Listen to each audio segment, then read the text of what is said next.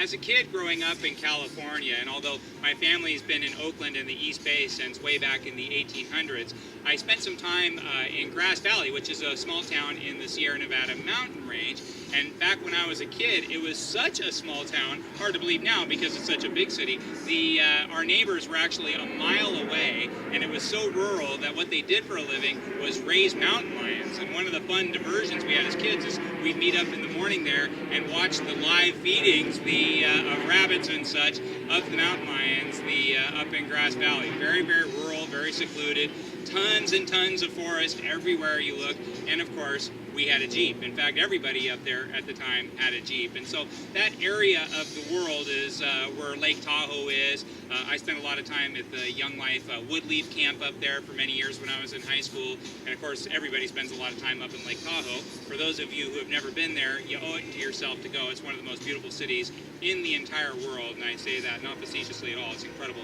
But one thing I didn't know about the area until one of our star salespeople at our Honda of Seattle store, Tim Taylor, he told me this morning that there's an area in the Sierra Nevada mountain range called the Rubicon Trail. It's a 22-mile, really, really treacherous road. In fact, it might be as treacherous a road as you'll ever go on in your entire life for those who are really hardcore into off-roading.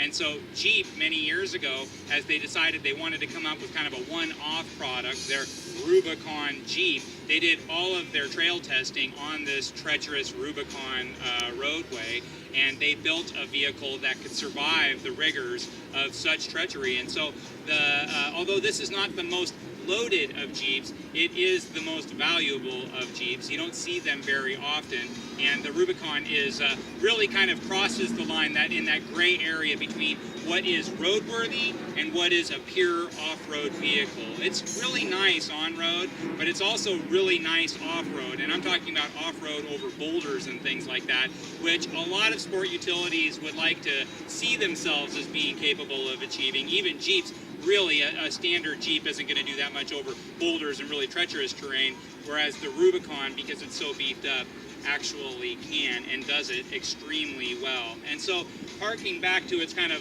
old school spirit, there's no hood release on the Rubicon, or any Jeep still for that matter, not in the Wrangler category. Still has these old-fashioned clamps that just clamp down.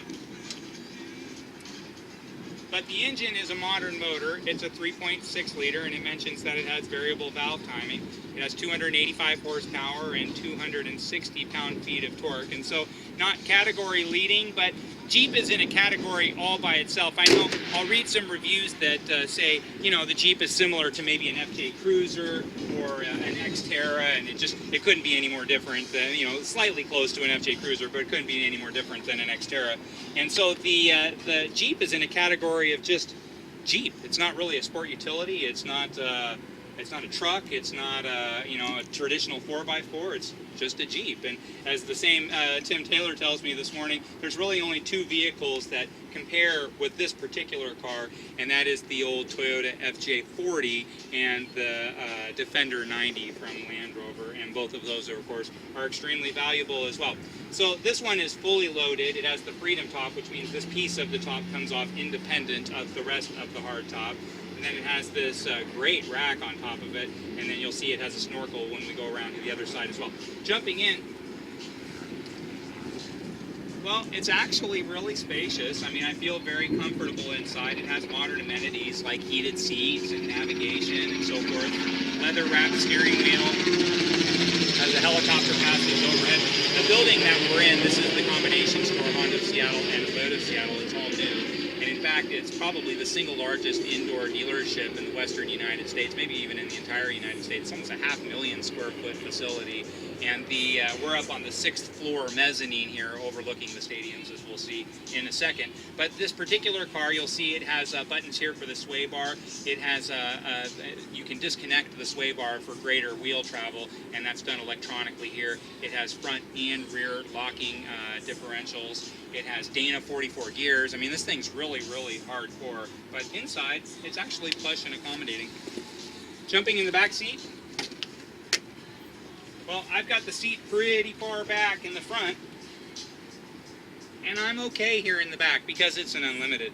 If it was a two-door, obviously this would be a real pinch, but the in the four-door in the Unlimited, no, it's great. Taking a look in the back, that great looking Gobi rack is all built in all the way through the sides here. Everything's done on this car is done first class. This is actually a very well done, very tastefully done car that's purpose built clearly for the off-road. I noticed there's a small dent on the front bumper up in this area, but the back bumper is blemish free. The trunk, it's very spacious in the Unlimited, and if I fold down the rear seats, it's 86 cubic feet of storage capacity, so it actually has enormous trunk space if you only have two people going for a ride. Taking a look on the passenger side, obviously it's a really terrific looking truck. This right here, if you can take a listen to this, this is all metal right here, and so it's all framed in all through this area right here to protect against going over rocks and things of that nature. And so this is so heavy duty that I think this would be the one breaking rocks, not the other way around. This is again, it's designed to be this way, but this isn't a truck that's talking about being off-road ready. This is a truck that just dominates anything else that's a factory product, not a custom product as far as off-road worthiness. This snorkel right here, it's an AEV product, allows you to go through water, and so if you want to go through a river or something like that, you don't want water getting into your engine, this is the way that you got to do it. Let's jump back inside and turn it on.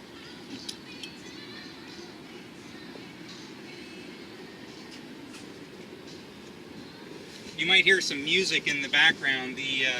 We've got about $100,000 of speakers all around the property here, so no matter where you go, it always has that kind of car show vibe about it. It's really an impressive dealership. In fact, because it's new, it's probably the single nicest, single most modern dealership, maybe even in the entire world. Again, I don't say that facetiously. It really is a tremendous store. Now, turning this car on, I'm going to accept right here, and so I can just view map with a touch of a button. It's no big deal, and so it's got a 3D type of navigation unit. It has a nice stereo system, traction control, heated seats, and again, that ability to disconnect my sway bar, that's great because it gives the wheels all kinds of travel if I want to go really, really off-road. This is a 6-speed, and that's the way you want to get these, but the one nice thing about the 6-speed is that it has a hill holder ability, and so even coming up the real steep inclines on the ramps getting up here to the 6th level can be a little bit of a challenge with a manual transmission. Now on this one, it's a breeze. It's one of the first things you notice actually is how easy it is from a start going up a steep incline. It's no struggle at all.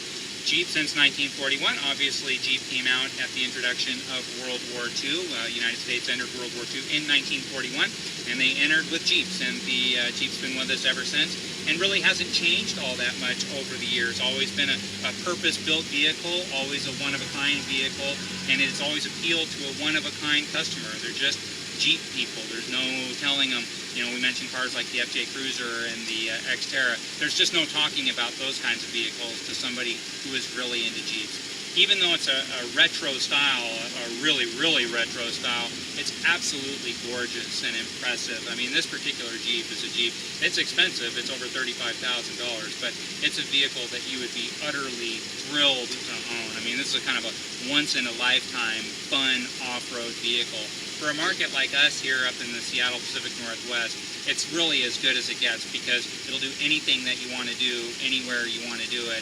And it's still kind of an upper teens, real-world fuel economy, combined city and highway driving, reliable, well-built, really, really well-built, and it's going to have resale value that few other cars in similar categories to this, they're just not going to be anywhere near this. A neat little prize. It's the first one we've had in a long, long, long time, and you're certainly welcome to come on down and take a look at it here at Honda Seattle and Toyota Seattle. Or if you have any questions at all or want some more information about this particular car or anything we do here at Honda and Toyota of Seattle, please don't hesitate to reach out to me. My name's Joe Tunney. I'm the pre-owned director at Honda and Toyota of Seattle. You can reach me anytime at joet@hondaofseattle.com.